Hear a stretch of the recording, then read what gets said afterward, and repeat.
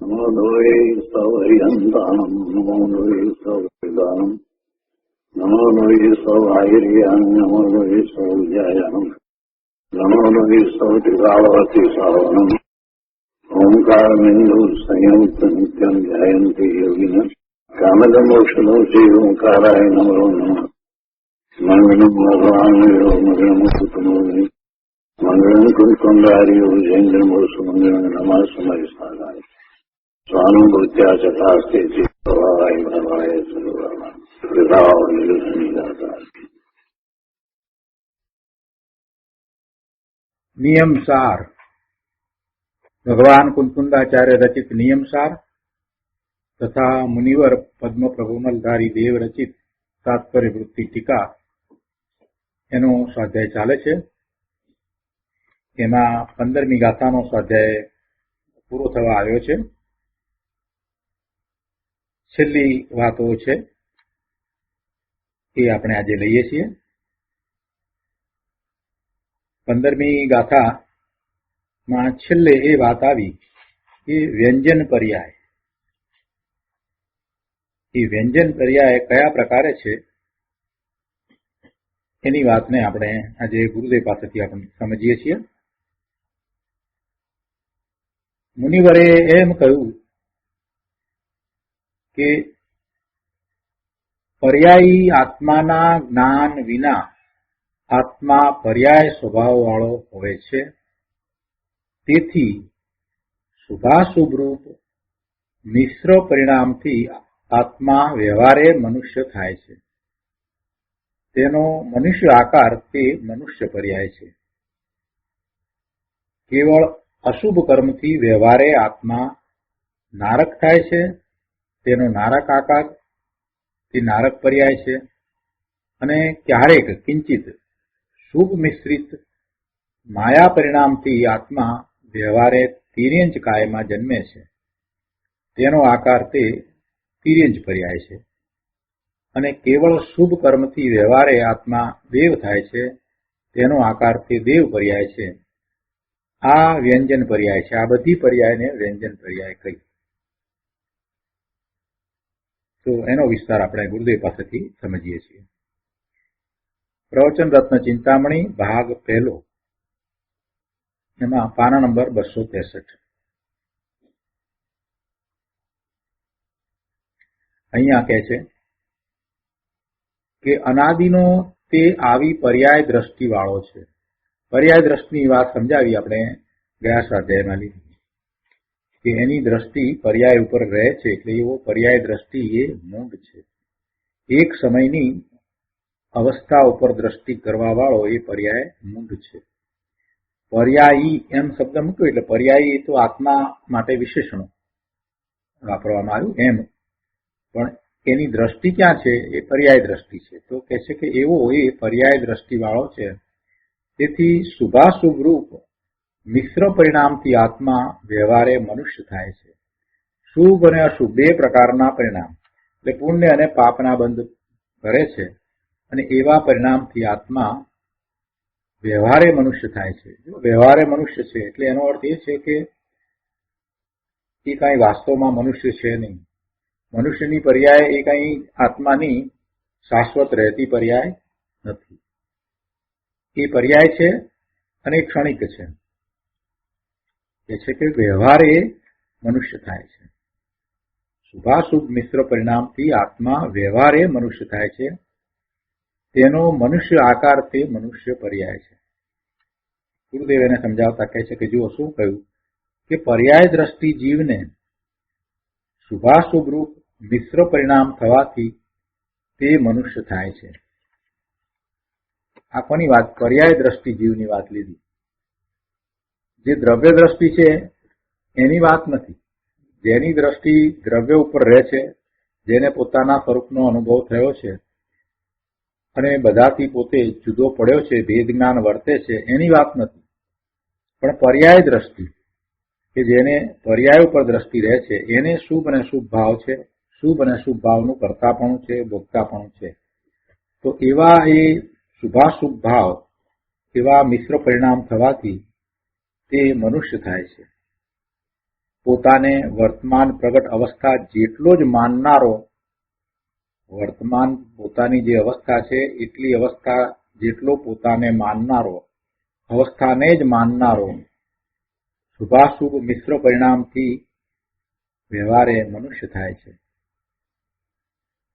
પોતે વ્યક્ત પર્યાયથી ભિન્ન અંદર અવ્યક્ત નિત્ય જ્ઞાન આનંદ સ્વરૂપે છે, પણ એનું તો લક્ષ કરતો નથી.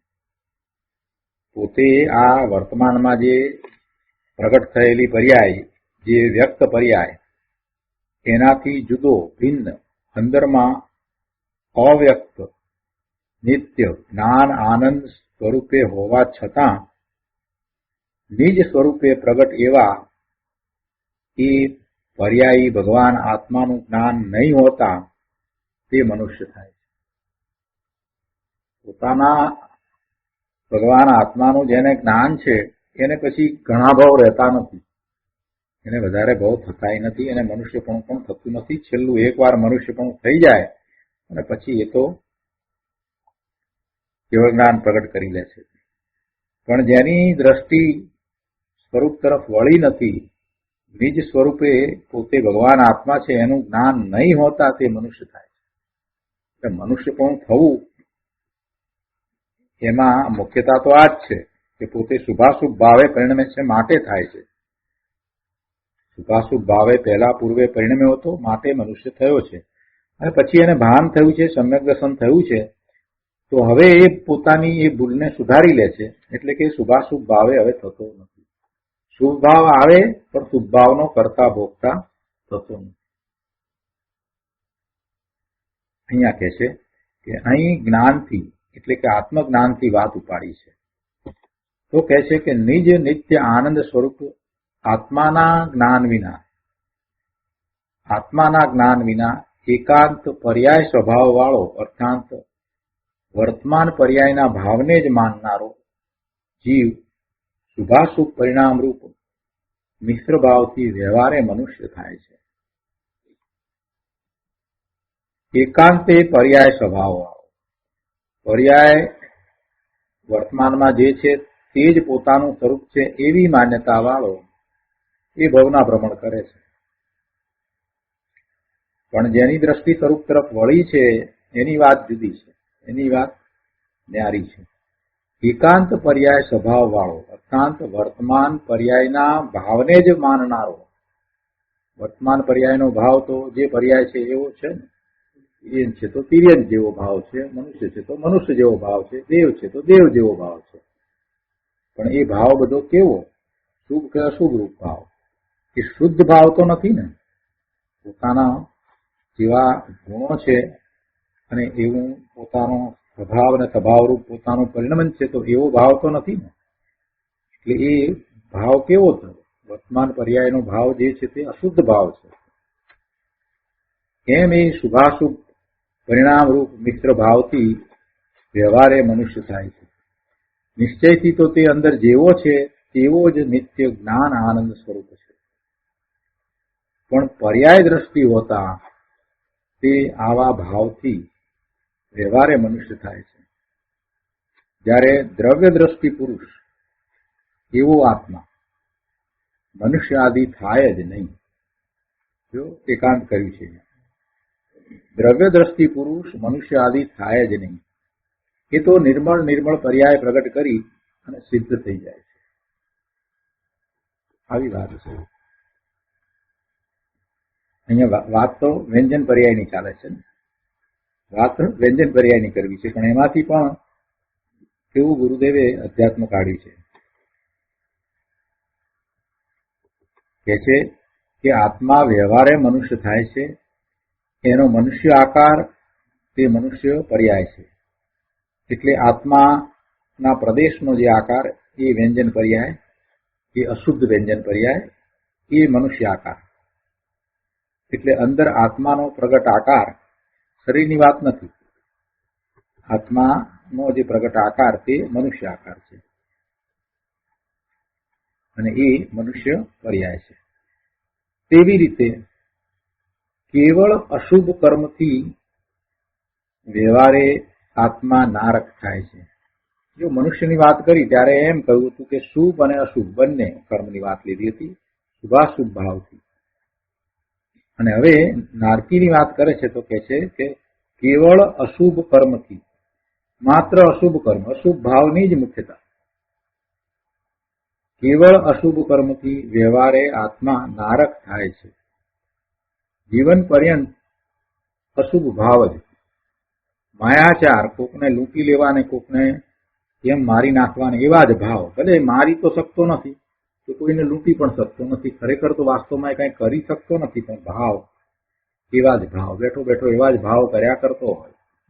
ટીવી જોતા જોતા એવા ભાવ બહુ કરે કે આને તો મારી નાખવો જોઈએ, આને તો આમ ઉડાડી દેવો જોઈએ, આનું તો આમ કરવું જોઈએ, આ બધાને તો કાપી નાખવા જોઈએ, આમ તેમ. આ જે ભાવ જે કરી રહ્યો છે એ બધા કેવા ભાવ છે? એ અશુભ ભાવ છે, જે અશુભ ભાવ છે. એ સિવાય નાના પ્રકારે પણ અશુભ ભાવ હોય છે. ખાવા પીવાના અને ભોગવવાના જે ભાવ છે એ બધા અશુભ ભાવ છે, એ બધા પણ અશુભ ભાવ છે. તો એવા અશુભ કર્મથી વ્યવહારે આત્મા નારક થાય છે.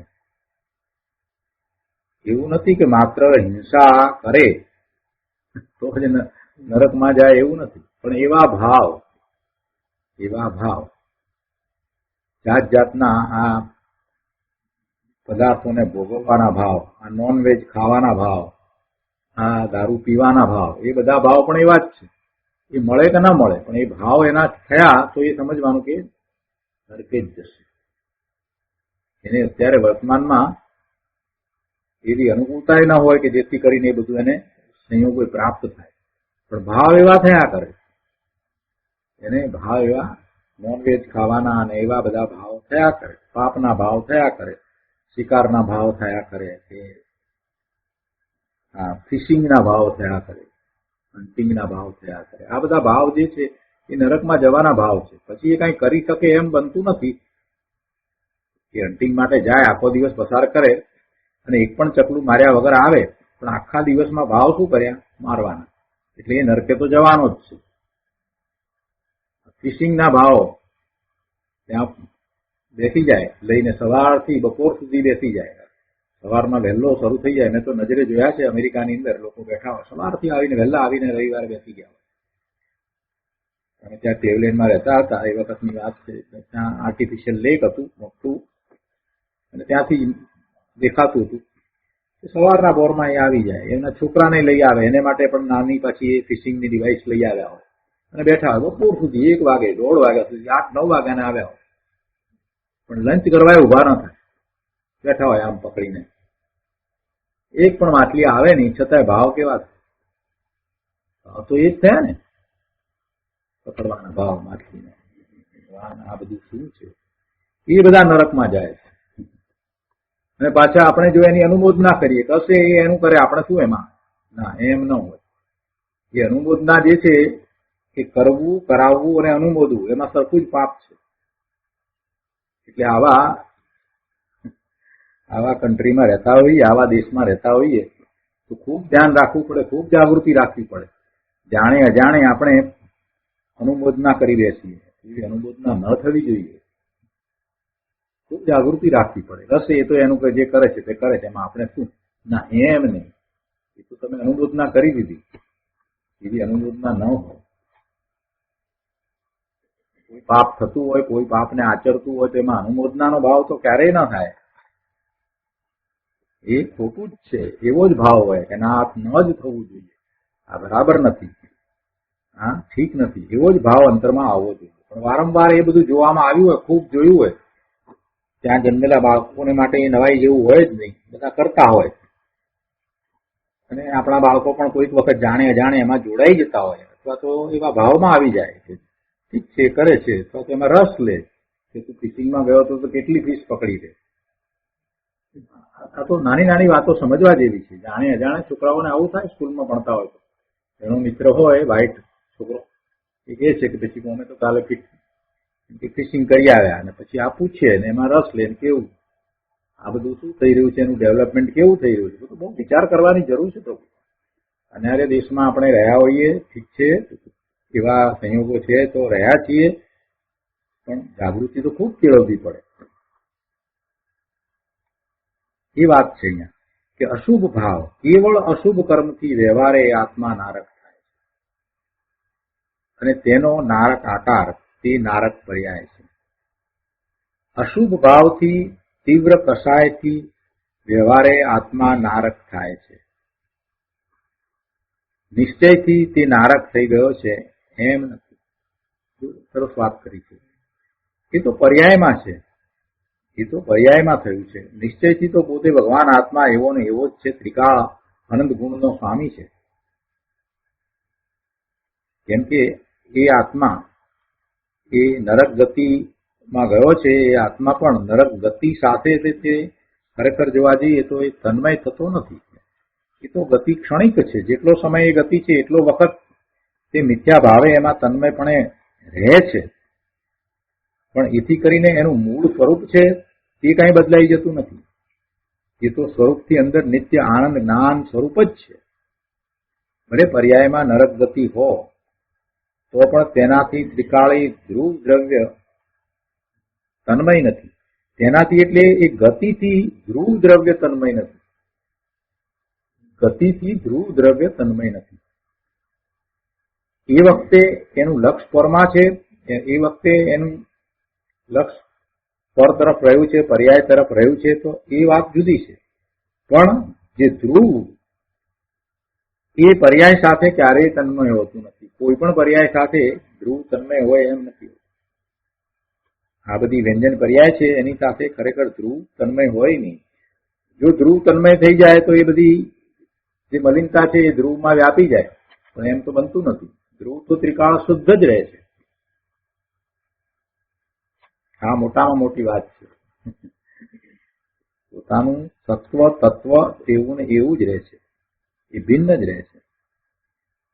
અને એવા પોતાના શુદ્ધ દ્રવ્યના ભાન વિના એ વ્યવહારે નારક થાય છે. અશુભ ભાવને કારણે નારક થાય છે અને તેનો નારક આકાર તે નારક પર્યાય છે. આગળ કહે છે, મુનિવર કહે છે કે કિંચિત શુભ મિશ્રિત માયા પરિણામથી આત્મા વ્યવહારે તિર્યંચ કાયમાં જન્મે છે. તિર્યંચ બધા આડા, એટલે ગુરુદેવ શું કહે છે એના માટે કે આડોડાઈ કરો તો આડા થશો. માયાચાર, આડોડાઈ એટલે માયાચાર. તમે જાણી જોઈને બધા માયાચાર કરો ને તો કે આડા થશું. કિંચિત શુભ મિશ્રિત માયા પરિણામથી આત્મા વ્યવહારે તિર્યંચ કાયમાં જન્મે છે. તેનો આકાર તે તિર્યંચ પર્યાય છે. ગુરુદેવ કહે છે કે લ્યો, માયાના પરિણામથી એ પશુ થાય, એકેન્દ્રિય સુધી એ પહોંચે. પશુ થાય એમાં પચેન્દ્રિય થાય, સંઘની પચેન્દ્રિય પણ થાય અને 4 ઇન્દ્રિય કે 3 ઇન્દ્રિય કે એકેન્દ્રિય સુધી એ પહોંચે માયાચારને કારણે. અને તેનો આકાર તે તિર્યંચ પર્યાય છે. અને કેવળ શુભ કર્મથી વ્યવહારે આત્મા દેવ થાય છે. તેનો આકાર તે દેવ પર્યાય છે. પુણ્યના પરિણામથી તે વ્યવહારે દેવ થાય છે અને તેનો આકાર તે દેવ પર્યાય છે. આ બધું વ્યવહારે, નિશ્ચયથી કાંઈ નહીં. આ વ્યંજન પર્યાય છે. આ બધી જે પર્યાયની વાત કરી એ બધી વ્યંજન પર્યાય છે. અશુદ્ધ વ્યંજન પર્યાય. શુદ્ધ વ્યંજન પર્યાય કોને કહીશ? જે સિદ્ધ ભગવાનની પર્યાય છે, જે શુદ્ધ વ્યંજન પર્યાય છે એને શુદ્ધ વ્યંજન પર્યાય કહીશ. એ આકાર પછી બદલાતો નથી. છેલ્લું જે શરીર છે જ્યાંથી એ આત્મા નિર્વાણ પામે છે પછી એ આકારે રહે છે. એટલે એ ખડગાસન કે પદ્માસન એવો આકાર હોય છે આત્માનો, અને એ આકાર પછી બદલાતો નથી. એ જીવ એક સમયમાં સિદ્ધશિલા ઉપર બિરાજી જાય છે, એ જ આકાર હોય છે. એટલે એ જ કદ અને એ જ આકાર હોય છે. તમે સિદ્ધશિલા ઉપર જોઈ અને જો જોવા બેસો તો ઋષભદેવ ભગવાન નો જે આત્મા છે તે ત્યાં સિદ્ધશિલા ઉપર બિરાજમાન છે, એનું કદ અને મહાવીર સ્વામી ભગવાનના આત્માનું કદ એમાં ઘણો ફેર હોય. ઘણો ફેર. પદમાં ફેર. પણ આકાર તો બે પ્રકારે જ હોય, સિદ્ધને બે જ આકાર હોય છે. એક પદ્માસનનો આકાર હોય છે અને ખડગાસનનો. કેમ કે ધ્યાનની અવસ્થામાં એ નિર્વાણ પામે છે. ધ્યાનની અવસ્થામાં 14મા ગુંફતાનની દશા છે, ત્યાર પછીથી અયોગી કેવળી જાય છે 14મે, અને ત્યાર પછીથી શીઘ્ર એ શરીરને છોડી દે છે. ત્યાંથી એક જ સમયમાં જીવ સીધી શિલા ઉપર બિરાજમાન થઈ જાય છે. એટલે એ જે આકાર છે એ શુદ્ધ વ્યંજન પર્યાય છે. એ શુદ્ધ વ્યંજન પર્યાય. અહીંયા તો જે વ્યંજન પર્યાયની આપણે વાત કરી રહ્યા છીએ તે અશુદ્ધ વ્યંજન પર્યાયની વાત ચાલી રહી છે. અશુદ્ધ પર્યાય છે કે આ વ્યંજન પર્યાય છે. આત્માના બાહ્ય પ્રગટ આકારની જે અવસ્થા છે, દ્રવ્યની બહારથી જે આકૃતિ છે તે વ્યંજન પર્યાય છે. આ પર્યાયનો વિસ્તાર અન્ય આગમમાં જોઈ લેવો, બીજે ઠેકાણેથી વિસ્તાર જોઈ લેવો. આ વ્યંજન પર્યાય ત્રિકાળ દ્રવ્ય ગુણમાં છે નહીં એમ અહીં કહેવું છે. આ શરીર તો એમાં નથી, પણ આવી વ્યંજન પર્યાય પણ ત્રિકાળી ધ્રુવ દ્રવ્યમાં કે ગુણમાં કે કારણ શુદ્ધ પર્યાયમાં નથી. અને એટલા માટે જ અહીં આ વ્યંજન પર્યાયનું વર્ણન છે કે અશુદ્ધ પર્યાયના વર્ણનમાં લેવામાં આવ્યું છે. તો વસ્તુ સ્વરૂપને યથાર્થ જાણી નિજ સ્વરૂપમાં વિશ્રાંત હોવું, પોતાના સ્વરૂપમાં વિશ્રાંતિ પામવી. આ રીતે અહીંયા ગાથા 15 પૂરી થાય છે. ગાથા 15 પછીથી મુનિવર એક શ્લોક કહે છે, 27મો શ્લોક. તો આપણે કળશ 27 લઈએ. અપી ચ બહુ વિભાવે સત્યયમ શુદ્ધ દ્રષ્ટિ સહજ પરમ તત્વા વ્યાસ નિષ્ણાંત બુદ્ધિ સપદી સમય સારાન ન્યાય દ્રષ્ટિ મત્વા સભવતી પરમ શ્રી કામિની કામરૂપ. 27મા કળશના અર્થમાં કહે છે કે બહુ વિભાવ હોવા છતાં પણ, જો 15મી ગાથામાં ઘણા ભાવની વાત કરી, એમાં વિભાવની પણ વાત કરી. સ્વભાવ અને વિભાવ બંને વાત આવી. પર્યાયની વાત કરી તો પર્યાયમાં જે વિભાવ પર્યાયની પણ વાત આવી. અને આ વિભાવ પર્યાય છે છતાં પણ સહજ પરમ તત્વના અભ્યાસમાં જેની બુદ્ધિ પ્રવીણ છે એવો આ શુદ્ધ દ્રષ્ટિવાળો પુરુષ સમય સારથી અન્ય કાંઈ નથી. ભલે વિભાવ ભાવ છે છતાં પણ સહજ પરમ તત્વના અભ્યાસમાં જેની બુદ્ધિ પ્રવીણ છે. બહાર વેપાર ધંધામાં હોશિયાર હોય એની વાત નથી, કે પંડિતાઈ કરે એની પણ વાત નથી. અહીંયા તો શું કહે છે કે સહજ પરમ તત્વ તો પોતાનું સ્વરૂપ છે, પોતાના પરમ પવિત્ર સ્વરૂપ, એના અભ્યાસમાં, અભ્યાસ એટલે માત્ર વાંચન નહીં પણ એનો અનુભવ, એમાં જેની બુદ્ધિ પ્રવીણ છે એવો આ શુદ્ધ દ્રષ્ટિવાળો પુરુષ સમય સારથી અન્ય કાંઈ નથી. જો પ્રવીણતાની વાત અહીંયા દર્શાવી દીધી કે પ્રવીણ છે એટલે શું છે, કેવો છે, તો કે એને તો સમય સારથી અન્ય પોતે કાંઈ નથી એમ અંદરમાં પડ્યું છે, એમ એની માન્યતા છે, એમ એની શ્રદ્ધા છે, અને એમ જ એનો પુરુષાર્થ છે. મુનિવરે કેટલી બધી વાતનો ખ્યાલ રાખ્યો છે. માત્ર એટલું કહ્યું નહીં કે જેની બુદ્ધિ આ તત્વના અભ્યાસમાં પ્રવીણ છે એટલું નહીં, પણ એ કેવો હોય એ અહીંયા આપી દીધું. એને શું હોય, એવા પુરુષને શું હોય, એવા આત્માને શું હોય, તો કે સમય સારથી અન્ય કાંઈ નથી. તે સમય સારથી અન્ય કાંઈ નથી. તે આત્મા છે, ભગવાન આત્મા, શુદ્ધ આત્મા. સમય સાર એટલે શુદ્ધ આત્મા. એ શુદ્ધ આત્માથી બીજું એ કાંઈ નથી. એટલે કે આ ક્રોધ, માન, માયા, લોભ, બધા કસાયો, 9 પ્રકારના 9 કસાયો, આ બીજા વિભાવ ભાવો, એ બધાથી રહિત પોતે શુદ્ધ આત્મા છે, બીજું કાંઈ નથી. એક નાનકડું વાક્ય ઉમેરી અને કેટલી બધી વાત કરી દીધી. શું કહે છે કે બહુ વિભાવ હોવા છતાં પણ સહજ પરમ તત્વના અભ્યાસમાં જેની બુદ્ધિ પ્રવીણ છે એવો આ શુદ્ધ દ્રષ્ટિ વાળો પુરુષ. દ્રષ્ટિ તો શુદ્ધ છે જ, સમ્યક દ્રષ્ટિ છે, પણ કેટલા સુધી છે? તો કહે છે કે સમય સારથી અન્ય કાંઈ નથી એમ માનીને શીઘ્ર પરમ શ્રી રૂપી સુંદરીનો વલ્લભ થાય છે, મુક્તિ સુંદરીનો સ્વામી થાય છે, એટલે કે મોક્ષને એ પ્રાપ્ત કરે છે, મોક્ષની દશાને એ પ્રાપ્ત કરવા વાળો થાય છે. સમય સારથી અન્ય કાંઈ નથી.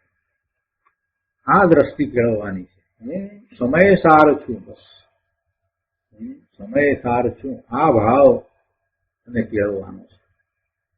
તો ઘણી વખત ઘણી રીતે ગુરુદેવે સ્વરૂપમાં જવાની વાત દર્શાવી છે.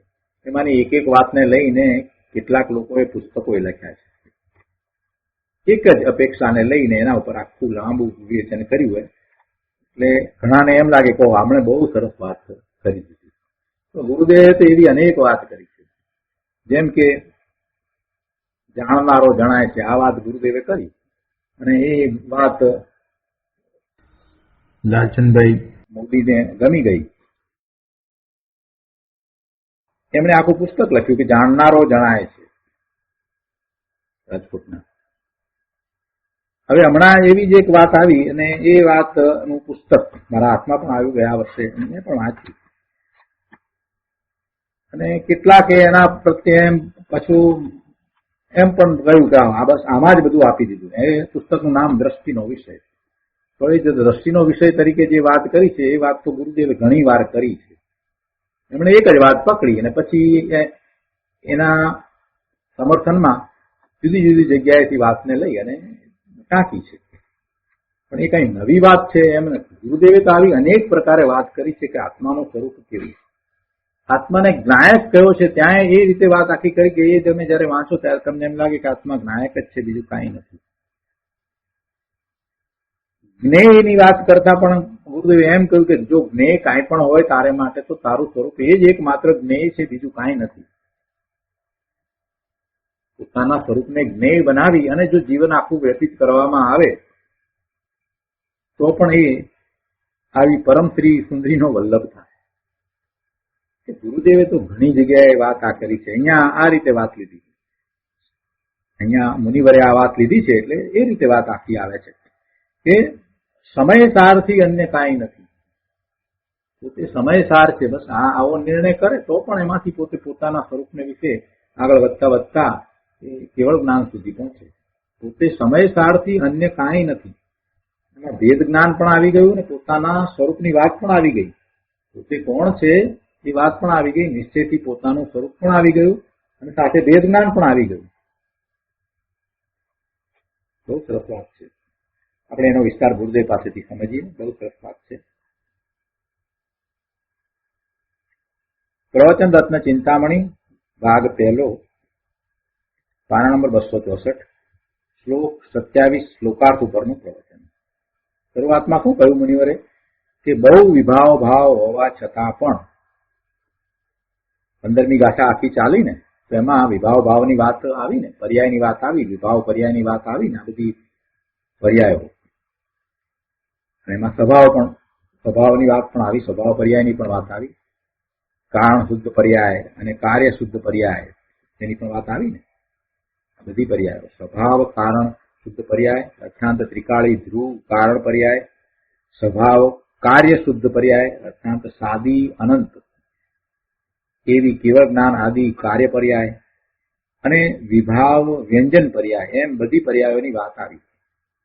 તો કહે છે કે ભલે એ રાગ આદિ અને વિશેષ ભાવો અનેક પ્રકારે પર્યાયમાં હો તો પણ પર્યાયમાં પુણ્ય પાપના ભાવ અને ગતિ આદિ પરિણામ છે એમ એની અસ્તિત્વ સિદ્ધ કરી. પણ એ બધું પર્યાયમાં છે અને પર્યાયમાં હોવા છતાં પણ શું કહેવું છે પ્રભુ? તો કહે છે કે અમારી અર્થાત ધર્મીની દ્રષ્ટિ ને બુદ્ધિ એમાં લાગેલી નથી. આ બધું હોવા છતાં પણ અમારી દ્રષ્ટિ એટલે મુનિવરની દ્રષ્ટિ, અને બીજી રીતે કહીએ તો ધર્મીની દ્રષ્ટિ એ પર્યાયમાં લાગેલી નથી. તો ગુરુદેવે સરસ અર્થ કર્યો છે કે આ બધું હોવા છતાં એમ જયારે મુનિવર કહેતા હોય તો એ પોતાને માટે કહે ને, આ બધું છે છતાં પણ આ આમ છે, તો જયારે એમની એમ માન્યતા હોય, એમની એમ શ્રદ્ધા હોય, એમનું એમ પરિણમન હોય ત્યારે જ એમ કહે ને. એટલે એમાંથી ગુરુદેવે એ અર્થ કાઢ્યો છે કે અમારી શબ્દ જે મૂક્યો હોય એ મુનિવર માટે મૂક્યો છે, અને એ આ રીતે કાઢ્યો છે કે અમારી, અને પછી અમારી અર્થાંત ધર્મીની દ્રષ્ટિ અને બુદ્ધિ એમાં લાગેલી નથી. શેમાં? પર્યાયમાં લાગેલી નથી. તો શું છે? તો કહે છે કે બહુ વિભાવ હોવા છતાં પણ સહજ પરમ તત્વના અભ્યાસમાં જેની બુદ્ધિ પ્રવીણ છે એવું આ શુદ્ધ દ્રષ્ટિવાળો પુરુષ કરીને આખી વાત લીધી. જો હવે એને સમજાવે છે ગુરુદેવ કે આ ધર્મ અને ધર્મીની રીત નિજ સ્વાભાવિક પરમ તત્વ અર્થાત શુદ્ધ એક જ્ઞાયક તત્વ એવું જે ચૈતન્ય મૂર્તિ ભગવાન આત્માનું નિત્ય ધ્રુવ સ્વરૂપ છે, એમાં એના અભ્યાસમાં ધર્મીનું ચિત્ત લાગેલું છે. સહજ અર્થાત જે ઉત્પન્ન નથી, અણઉત્પન્ન અને અવિનાશી એવું જે આત્માનું કાયમી મૂળ ચિન્હ માત્ર ચિદાનંદમય સ્વરૂપ છે, તેના અભ્યાસમાં ધર્માત્માની બુદ્ધિ નિષ્ણાત છે, પ્રવીણ છે. અહીંયા આ અભ્યાસ કયો? આત્માનો, એની એકાગ્રતાનો અભ્યાસ, તે અભ્યાસ છે. બાકી આ લૌકિક અભ્યાસ છે એ કઈ અભ્યાસ નથી, એ તો અનર્થકારી છે, એ કઈ કાર્યકારી નથી, સ્વરૂપને લક્ષ્ય કાર્યકારી નથી, એ નિરર્થક છે.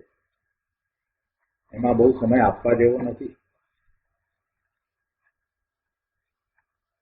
લોકો રિટાયર થયા પછીથી જાત જાતના બીજા અભ્યાસ કરે છે. ઘણા લોકો ફ્રેન્ચ શીખે છે, સ્પેનિશ શીખે છે, બીજું બધું કંઈક શીખે છે. એવા બધા અભ્યાસ કરતા હોય છે. આપણા એક સ્વાધ્યાયી બેન છે, એમને સંગીતનો અભ્યાસ શરૂ કર્યો છે, ઓનલાઈન સંગીત શીખે છે. મારે ત્યાં આવ્યા હતા, મને કહેવાનું મન પણ થયું કે હવે બેન એમાં આટલો સમય બગાડીને તમારે શું કામ? આટલી 66 વર્ષની ઉંમરે તમે સંગીતમાં એટલો સમય બગાડો, એના બદલે સ્વરૂપ વિશે વિચાર કરો. હવે શું કામ છે તમારે એ સંગીત શીખીને? ઠીક છે, નાનપણમાં શીખી ગયા હોત તો વાત જુદી હતી. એટલે એવા બધા અનેક પ્રકારના અભ્યાસ રિટાયર થઈને લોકો કરતા હોય છે. એ બધું શું કરી રહ્યા છે? એને માટે શબ્દ અહીંયા સરસ મૂકે છે ગુરુદેવ. એ બધો રાગનો અભ્યાસ છે, એ અનર્થકારી છે અને તે નિરર્થક છે. એનો કાંઈ અર્થ નથી કરવાનો. એ ઉલટો તમારો સમય વેડફી નાખનારો બધો અભ્યાસ છે. સત્વરે એ બધા અભ્યાસો બંધ કરવા જોઈએ, અને એક માત્ર પોતાના સ્વરૂપનો અભ્યાસ, એ સિવાય બીજી કોઈ વાત જીવનમાં હોય નહીં. મુનિરાજ કહે છે કે સહજ પરમ તત્વ અર્થાત ત્રિકાળી ધ્રુવ એવું શુદ્ધ ચૈતન્ય તત્વ જેનું અંતર તત્વ છે, એવા અંતરંગ આત્મતત્વના અભ્યાસમાં અમારી બુદ્ધિ પ્રવીણ છે. બધા મહાપુરુષોની બુદ્ધિ એમાં જ પ્રવીણ હોય છે, માટે જે મહાપુરુષ છે. બીજે ક્યાંય એમને દ્રષ્ટિ પડતી જ નથી. બીજા કોઈ પણ પ્રકારના અભ્યાસમાં, બીજી કોઈ પણ વિદ્યામાં એમને રસ હોતો નથી. જે સાચો સંત છે એ કોઈ બીજી અન્ય વિદ્યા ભણી જતો જ નથી. એને કહેવામાં આવે કે આ પથ્થરમાંથી સોનું બનાવવાની વિદ્યા છે, તો એ ના પાડી દે. અરે એવી જ્યોતિષની વિદ્યા હોય તો એમાં એ પડે નહીં. જો કૃપાળુદેવને તો જ્યોતિષ વિદ્યા સહજ હતી તો એમને છોડી દીધી. અવધાન શક્તિ એમનામાં એ પડી હતી, અને એમને પહેલા એક અવધાન કર્યા, પણ પછી તરત જ એ બધું છોડી દીધું. એમાં એ પડતા જ નથી, કોઈ અન્ય વિદ્યામાં એ પડતા જ નથી, બીજા અભ્યાસમાં એ લીન થતા જ નથી. એકમાત્ર આત્મતત્વના અભ્યાસમાં એ પ્રવીણ હોય છે. દરેક મહાપુરુષને માટે આ વાત છે. ગુરુદેવ કહે છે કે આ તો સાર છે, સાર આ વાત છે. બધે ફાંફા મારે છે ને એ કાંઈ પ્રાપ્ત કરતો નથી. ફાંફા મારવાનું મન કેમ થાય છે ને? પોતાના સ્વરૂપનું મહાત્મા આવ્યા પછીથી જગતની કોઈ વિદ્યા કે જગતના કોઈ પદાર્થ પ્રત્યે એને રુચિ થાય જ નહીં. એને હીરા માણેક મોતી એમાં રુચિ થાય નહીં. કોઈ આપતું હોય તો એમાં એ પડે નહીં કે અમારે શું કરવા છે. એવી દ્રષ્ટિ આખી થઈ. જેને પોતાનું સ્વરૂપ હાથ લાગ્યું છે એને પછી બીજે બધે કાંઈ રસ પડતો નથી. એટલે તો ગુરુદેવને આપણે સાંભળીએ છીએ, વારંવાર કહેતા સાંભળીએ છીએ કે એ બધું ધૂળ. ખરેખર ગુરુદેવની દ્રષ્ટિમાં એ બધું ધૂળ જ હતું. પૈસા આ બધું ગુરુદેવ એને ધૂળ કહેતા હતા તો કઈ હમસ્તું કહેતા હતા એમ નહીં. એ દ્રષ્ટિ જેવી આખી બદલાઈ ગઈ હતી. એ ધર્માત્માની બુદ્ધિ છે, એમાં એ નિષ્ણાત છે. સ્વરૂપની દ્રષ્ટિ. આવો અભ્યાસ મુનિરાજ કહે છે કે સહજ પરમ તત્વ અર્થાંત ત્રિકાળી ધ્રુવ એવું શુદ્ધ ચૈતન્ય તત્વ જેનું અંતર તત્વ છે એવા અંતરંગ આત્મ તત્વના અભ્યાસમાં અમારી બુદ્ધિ પ્રવીણ છે. ગુરુદેવ કહે છે આ તો સાર છે ભાઈ, સાર એકલું માખણ છે. કહે છે કે વિભાવ ભલે હો, પણ એ બધું તો પર્યાયમાં છે ને. વિભાવ ભલે હો અને ગતિ આદિ પણ ભલે હો, અમારી અર્થાત ધર્મીની બુદ્ધિ તો બીજ ચૈતન્ય સ્વભાવના પ્રયોજનભૂત જે બીજ તત્વ છે તેના અભ્યાસમાં પ્રવીણ થઈ છે. શું છે પ્રયોજનભૂત? પોતાનું બીજ તત્વ છે. નિયમસાર, નિયમસારની વ્યાખ્યા કરતા શું કહ્યું? નિયમ અને સાર શું છે? પોતાનું સ્વરૂપ છે એનું લક્ષ્ય કરતા થતા નિર્મળ પરિણામ છે એ જ નિયમ સાર છે. ત્યાં અગાઉ એ વાત કરી ને, એમાં કારણ નિયમ અને કાર્ય નિયમ. એમાં કાર્ય નિયમ જે છે તે પ્રયોજનભૂત છે અને એ પ્રયોજનભૂત એવા પોતાના નિર્મળ પરિણામ થવા એને કાર્ય નિયમ કહ્યું. અને કારણ નિયમ તો પોતાનું શુદ્ધ સ્વરૂપ છે. વાત આવી ને? અહીંયા પણ એ વાત કરે છે કે પોતાનું નિજ તત્વ છે એ જ પ્રયોજનભૂત છે. ધર્મીની બુદ્ધિ તો નિજ ચૈતન્ય સ્વભાવના પ્રયોજનભૂત જે નિજ તત્વ છે એ નિજ તત્વના અભ્યાસમાં લાગી ગઈ છે. એટલું જ નહીં પણ એમાં એ પ્રવીણ છે, નિજ તત્વના અભ્યાસમાં પ્રવીણ છે. પર્યાયમાં રાગ આદિ ને બહારમાં નિમિત્ત આદિ હો પણ ત્યાંથી હટી જઈને પૂર્ણ એક જ્ઞાયક સ્વભાવી નિજ પરમ તત્વના અભ્યાસમાં જ અમારી બુદ્ધિ જાય છે. આવી બુદ્ધિ એ પ્રવીણ બુદ્ધિ છે. રાગમાં અને નિમિત્તમાં લાગેલી બુદ્ધિ તો જડ છે, મિથ્યા છે, નિરર્થક છે. ગુરુદેવ કહે છે કે ભાઈ અનેક શાસ્ત્રનું જાણપણું હો કે ન હો, પ્રયોજનભૂત જે કરવા લાયક છે તે તો આ છે. પોતાનું નિજ તત્વ અને એ નિજ તત્વમાં બુદ્ધિ લાગવી, ત્યાં જ એકાગ્રતા થવી, ત્યાં જ એકાગ્રતા થવી એ જ કરવા લાયક છે. જે 84ના જન્મ મરણના અંત લાવનારી દ્રષ્ટિ છે તે આ છે. શું છે? કે બુદ્ધિને નિજ પરમ તત્વના અભ્યાસમાં લગાવી દેવી. આ સાચો અભ્યાસ છે. શું કઈ વાત મુનિવરે કે બહુ વિભાવ હોવા છતાં પણ એમ કહી અને વ્યવહાર સિદ્ધ કર્યો છે બહુ વિભાવ છે, એ બધું છે, એ પર્યાયમાં છે એટલે એવો વ્યવહાર છે એ નથી એમ નહીં, એનો અભાવ નથી કર્યો. પણ એ છે તો ભલે રહ્યું હોય તો હોય, એને ગૌણ કરી અને જે નિશ્ચય છે એનું લક્ષ્ય કરાવ્યું. બહુ વિભાવ હોવા છતાં પણ એમ કહીને વ્યવહાર સિદ્ધ કર્યો. એમ કે એ અનેક પ્રકારના રાગાદી ભાવ પર્યાયમાં છે અને છે તો ભલે હો પણ તેમાં અમારી બુદ્ધિ નથી, એમાં અમારી રુચિ નથી, એનો અમે અભ્યાસ કરતા નથી, એમાં અમે એકાગ્રતા કરતા નથી, એની સાથે જોડાઈ અને અમે સુખી દુઃખી થતા નથી, સુખ દુઃખની કલ્પના કરતા નથી, તેમાં અમને મમત્વ નથી, એ સાથે અમને એકત્વ નથી, એ તરફ અમારો ઝુકાવ નથી. પરંતુ જે સહજ પરમ તત્વ છે એમાં અમારી બુદ્ધિ લાગી છે, એમાં અમારી એકાગ્રતા છે. આવી વાત છે. આગળ કહે છે 265માં પાના ઉપર કે સહજ અર્થાત સ્વાભાવિક પરમ ભાવમય શુદ્ધ પરમ પવિત્ર ધ્રુવ એક ચૈતન્ય ભાવ છે. સહજ જે કોઈના કારણે નથી, સહજ છે, જેને કોઈની અપેક્ષા નથી, જે ત્રિકાળ છે, જે નિત્ય છે, જે એક રૂપ રહે છે, જે ધ્રુવ પણ છે, એવો સ્વાભાવિક પરમ ભાવમય શુદ્ધ પરમ પવિત્ર ધ્રુવ એક ચૈતન્ય ભાવ છે. તેના અભ્યાસમાં અમારી જ્ઞાનીની બુદ્ધિ પ્રવીણ હોય છે એમ કે છે. પાઠમાં પણ અભ્યાસ શબ્દ છે, અંદર છે સહજ પરમ તત્વ અભ્યાસ નિષ્ણાત બુદ્ધિ. તો એ શુદ્ધ સચિદાનંદ સ્વરૂપ નિજ પરમ તત્વ છે. તેના અભ્યાસમાં અર્થાત નિજ અંતઃતત્વમાં એકાગ્ર થવાના અભ્યાસમાં ધર્મીની બુદ્ધિ નિષ્ણાત થઈ છે, પ્રવીણ થઈ છે એમ કે છે. હા, ધર્મી કોને કહેવા?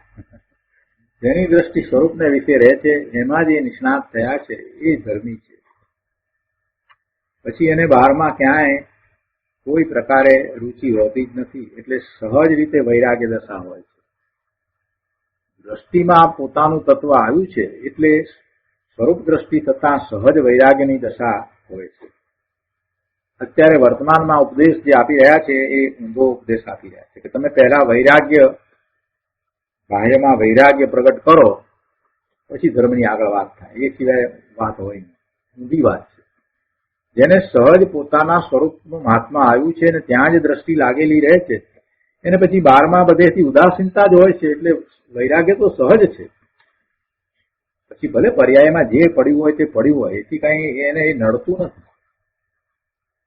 કોઈ એવી વ્યક્તિ છે કે એને પૂર્વના પુણ્યના ઉદયને કારણે એને કરોડો રૂપિયાની સંપત્તિ પ્રાપ્ત થઈ હોય, તો મહારાજ શ્રી અત્યારે વર્તમાનમાં એવો ઉપદેશ આપે છે કે કેમ એ છોડતા નથી, એ છોડીને કેમ નીકળી નથી જતા.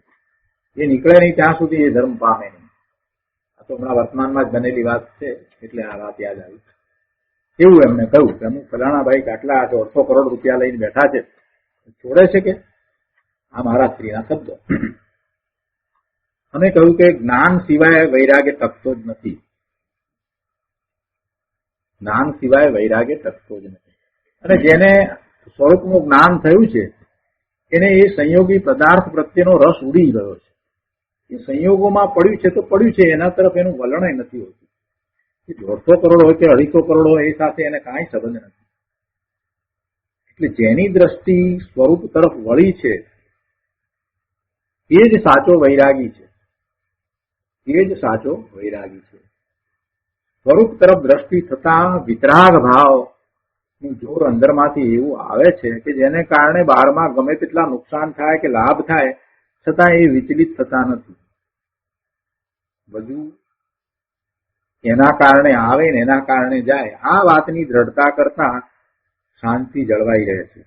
એટલે જે કઈ બહારમાં છે એની સાથે એને શું સંબંધ છે? બહારમાં જે છે તે છે, પણ એની દ્રષ્ટિ ક્યાં છે?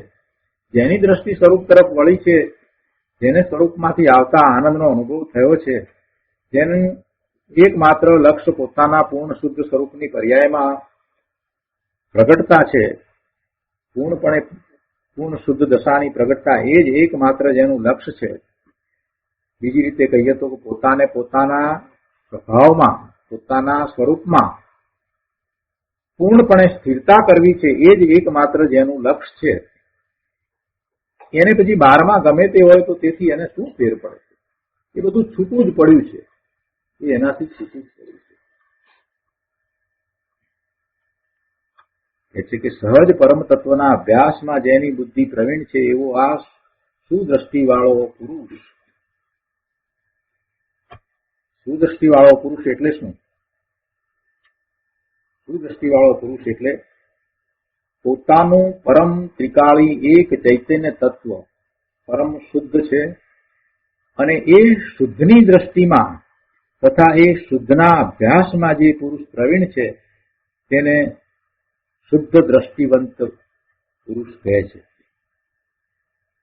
શુદ્ધ દ્રષ્ટિ કહો, શુદ્ધ દ્રષ્ટિ કહો, એવી શ્રદ્ધાવાળો, પોતાના સ્વરૂપની શ્રદ્ધાવાળો, એકમાત્ર પોતાનું ચૈતન્ય તત્વ છે એ જ પૂર્ણ શુદ્ધ છે અને ત્યાં જ જેની દ્રષ્ટિ રહી છે એના અભ્યાસમાં, એમાં એકાગ્રતામાં જ એની દ્રષ્ટિ રહી છે એવો એ ત્યાં એકાગ્રતા કરવા વાળો, એમાં પ્રવીણ એવો એ પુરુષ તે શુદ્ધ દ્રષ્ટિવંત પુરુષ છે. ગુરુદેવ કહે છે કે માર્ગ આવો છે ભાઈ, પહેલા આ સમજમાં તો લે કે પોતાની ચીજ આવી છે. અહીંયા તો શુદ્ધ દ્રષ્ટિવંત પુરુષે તો એ લક્ષમાં લીધું છે, એનો જેને અભ્યાસ છે ને એમાં જેને પ્રવીણતાએ પ્રગટ કરી લીધી છે. તું તો ફક્ત એટલું તો અભ્યાસમાં લે કે પોતાનું સ્વરૂપ આવું છે, પોતાની ચીજ આવી છે, એને તો તું સમજ. વિભાવ બધા છે, નથી એમ નથી, બધું પર્યાયમાં છે તો છે, ભલે હોય. વિભાવ નામ વિકાર, વિશેષ ભાવ. તો કે છે કે રાગ આદિ ભાવને એક સમયની પર્યાય પણ છે, એ બધું હોવા છતાં પણ હું તો મારી ચીજ કે જે પરમ સ્વાભાવિક ધ્રુવ શુદ્ધ ચિદ્દ સ્વરૂપ છે તેમાં એકાગ્ર થવાના અભ્યાસમાં પ્રવીણ બુદ્ધિ વાળો છું. અને આવો શુદ્ધ દ્રષ્ટિવંત પુરુષ હોય છે અને તે નિયમથી જન્મ મરણનો અંત કરવા વાળો છે. તો એને નિયમથી ગયું, આવી જેની દ્રષ્ટિ થઈ છે એને જન્મ મરણનો અંત થાય જ છે, આ નિયમ છે. જેને પોતાના હિત અહિતનો વિવેક વર્તે છે અને તેથી જેને પોતાના શુદ્ધ સ્વભાવની એકાગ્રતાની પ્રવીણતા થઈ છે તે શુદ્ધ દ્રષ્ટિવંત પુરુષ છે અને તે અલ્પકાળમાં મુક્તિ પામે છે. અને એ મુક્તિ કેવી રીતે પામે છે એ હજી આગળ સમજાવે છે. મુનિવરે એક લીટીમાં ઘણું બધું કહ્યું છે, ગુરુદેવ એનો વિસ્તાર કરીને સમજાવે. આવી દ્રષ્ટિ છે અને પછી એ મુક્તિ પામે છે, એટલે મુક્તિ પામે છે એમ કહી દીધું એમ નહીં, પણ હજી કેવી રીતે પામે છે એ વાત આગળ સમજાવી દીધી છે. શા માટે એ મુક્તિ પામે છે એનું કારણ સમજાવ્યું છે. કે છે કે સમય સારથી અન્ય કાંઈ નથી એમ માનીને શીઘ્ર પરમ શ્રી રૂપી સુંદરીનો વલ્લભ થાય છે. શુદ્ધ દ્રષ્ટિ પુરુષ કહે છે મારી ચીજ કે જે ત્રિકાળ ધ્રુવ સ્વરૂપ કારણ પ્રભુ સમય સાર છે. શું કહે છે શુદ્ધ દ્રષ્ટિવંત પુરુષ? કે મારી ચીજ કે જે ત્રિકાળ ધ્રુવ સ્વરૂપ કારણ પ્રભુ સમય સાર છે, એનાથી વિશેષ મને અન્ય કાંઈ નથી. એથી વિશેષ મારું કાંઈ નથી, મારામાં કાંઈ નથી. હું માત્ર કારણ પરમાત્મા છું, કારણ સમય સાર છે. સમય નામ આત્મા, સમય એટલે આત્મા, અને સાર એટલે કે વિકાર અને એક સમયની પર્યાયથી રહિત, એને સાર કહે છે.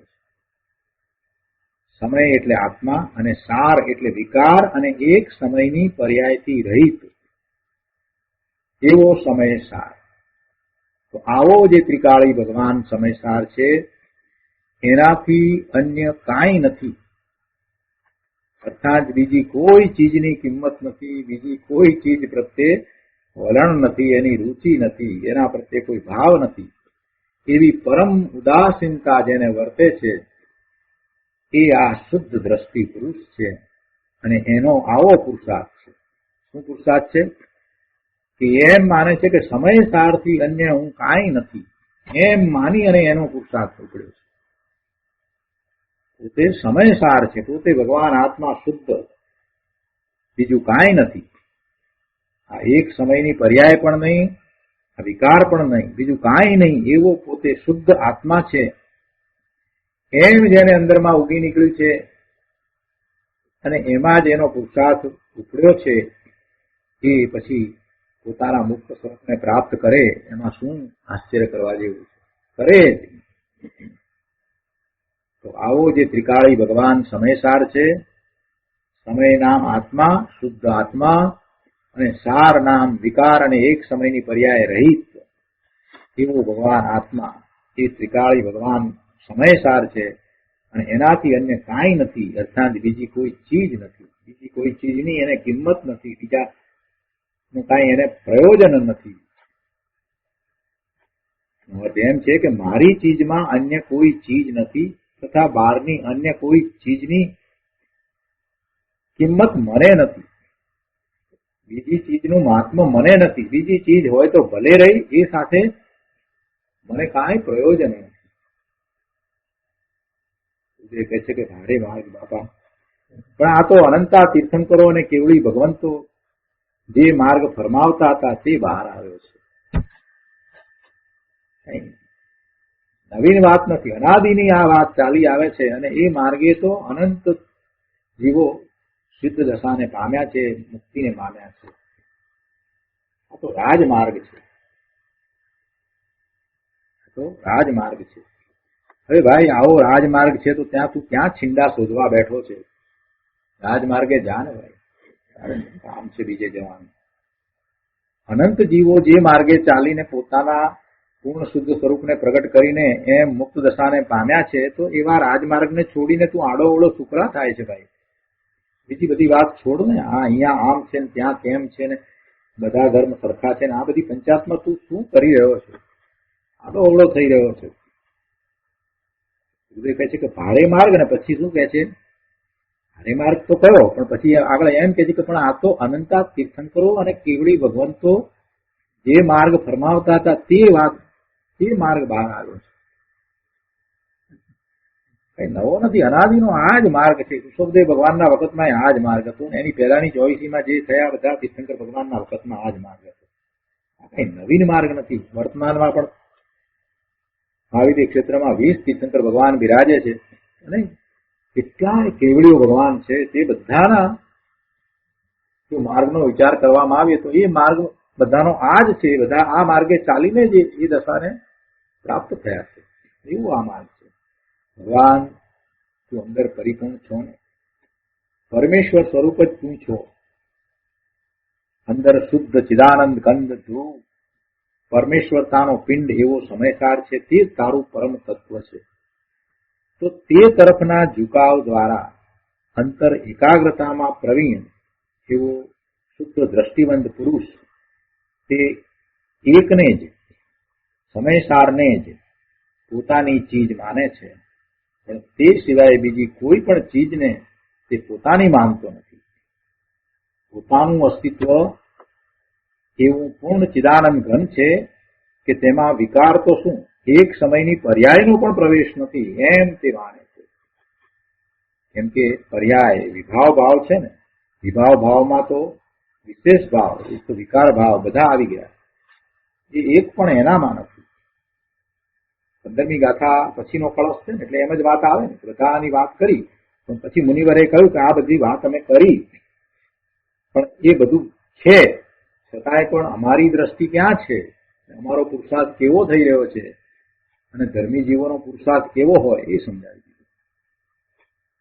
આગળ 266માં પાના ઉપર અહીંયા બીજા પેરેગ્રાફમાં કહે છે કે પવિત્રતાનો પિંડ ધ્રુવ ચૈતન્ય મહાપ્રભુ એવો ભગવાન સમયસાર છે, તે જ નિજ પરમ તત્વ છે. પવિત્રતાનો પિંડ ધ્રુવ ચૈતન્ય મહાપ્રભુ એવો ભગવાન સમયસાર છે, તે જ નિજ પરમ તત્વ છે. જો તીર્થંકર ભગવાનની વાત નથી, સિદ્ધ ભગવાનની પણ વાત નથી.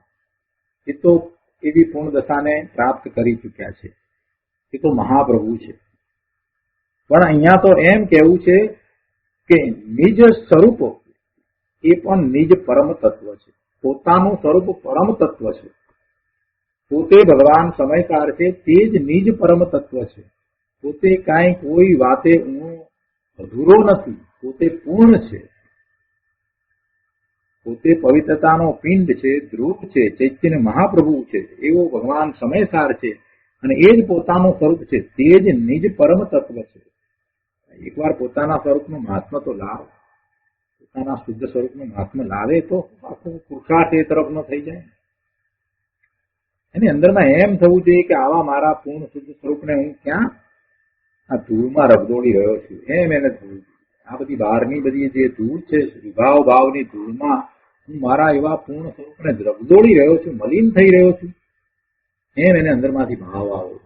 જયારે એને પોતાનું પૂર્ણ શુદ્ધ સ્વરૂપ મહાત્મા આવશે, પોતાનું પૂર્ણ શુદ્ધ સ્વરૂપ છે, નિજ તત્વ એવું પોતાનું છે, એમ જયારે એને મહાત્મા આવે ત્યારે એને એમ થઈ જાય કે આ હું શું કરી રહ્યો છું, આવી ચીજને હું આ બહારની ધૂળમાં રગદોડી રહ્યો છું, આ શુભાશુભ ભાવમાં રગદોડી રહ્યો છું. આપણી પાસે એવું ઝવેરાત હોય અને આપણે એને કાદવમાં નાખીએ તો આપણને શું થાય? અંદરમાં શું થાય કે આ શું કરી રહ્યા છીએ આપણે? આવું સુંદર ઝવેરાત, આ લાખો રૂપિયાની કિંમતનું ઝવેરાત આપણે કાદવમાં નાખીને રગદોડી રહ્યા છીએ, શું કરી રહ્યા છે? ગાંઠપણ નથી તો બીજું શું છે? એવી જ રીતે જયારે પોતાને પોતાનું નિજ પરમ શુદ્ધ સ્વરૂપ છે, પોતે ચૈતન્ય મહાપ્રભુ છે, એવો અહેસાસ થાય ત્યાર પછીથી પોતાને બહારમાં શુભાશુભ ભાવમાં જતા એને ખૂબ ખેદ થઈ જાય, ખૂબ સંકોચ થઈ જાય કે આ હું શું કરી રહ્યો છું? મારા નિજ શુદ્ધ સ્વરૂપને હું બહારમાં આમ રગદોડી રહ્યો છું, જાણે કે આ ઝવેરાતને હું કાદવમાં રગદોડી રહ્યો હું. એમ આ બધું મને શોભતું નથી. પણ એવું એને અંદરમાંથી ભાવ આવવો જોઈએ. અહીંયા કહે છે કે પવિત્રતાનો પિંડ ધ્રુવ ચૈતન્ય મહાપ્રભુ એવો ભગવાન સમયસાર છે, તે જ નિજ પરમ તત્વ છે. આ નિજ પરમ તત્વ જે ગુરુદેવે અહીંયા કહ્યું છે ને, એના ઉપર વજન છે. જ્યારે તેનો અભ્યાસ, તેનું જ્ઞાન અને તેની દ્રષ્ટિ તે પર્યાય છે. તે પર્યાયનો વિષય પર્યાય નહીં પણ પૂર્ણ અંતતત્વ એવું આ પરમ તત્વ છે. એવું પોતાનું નિજ પરમ તત્વ છે અને એનો અભ્યાસ, એનું જ્ઞાન, એની દ્રષ્ટિ કરવી એ પણ પર્યાય છે. પણ એ પર્યાયનો વિષય શું છે? એ પર્યાયનો વિષય તો ધ્રુવ છે, ત્રિકાળી છે. એ પર્યાયનો વિષય એ શું છે? એ પવિત્રતાનો પિંડ ધ્રુવ ચૈતન્ય મહાપ્રભુ એ પર્યાયનો વિષય છે. પર્યાયનો વિષય પર્યાય નથી. પોતાનું પૂર્ણ અંતર તત્વ છે, પરમ તત્વ છે, એ પર્યાયનો વિષય છે. સિદ્ધાંત પર્યાયનો અભ્યાસ દ્રવ્ય તરફના ઝુકાવનો છે. બીજી રીતે કહીએ તો આ પર્યાય વર્તમાન જ્ઞાનની પર્યાય એ કઈ તરફ ઝૂકે છે? તો કે પોતાના નિજ સ્વરૂપ તરફ ઝૂકે છે. એનો અભ્યાસ પોતાના શુદ્ધ દ્રવ્ય તરફનો ઝુકાવ છે. તો જ એવો અભ્યાસ થાય, તો જ એવી એકાગ્રતા થાય. પર્યાયનો અભ્યાસ પર્યાય તરફના ઝુકાવનો નથી, એમ અહીંયા કહેવું છે. નિજ સમયસાર તરફનો ઝુકાવ છે, પર્યાય તરફનો ઝુકાવ નથી. એક સમયની નિર્મળ પર્યાય છે તો એ તરફનો પણ ઝુકાવ નહીં. સમયસારથી બીજું કાંઈ નથી. અર્થાત મારું જ એક પૂર્ણ પરિપૂર્ણ શુદ્ધ અસ્તિત્વ છે એમ જાણી તેની દ્રષ્ટિ અને તેનો જ અંતર અભ્યાસ કરીને તેમાં જ એકાગ્ર લીન થઈ રહેવું તે ધર્મ છે. અને શુદ્ધ દ્રષ્ટિવંત પુરુષ કહે છે કે મારા પૂર્ણ જ્ઞાન આનંદ સ્વરૂપની અપેક્ષાએ બીજી કોઈ ચીજ જ નથી.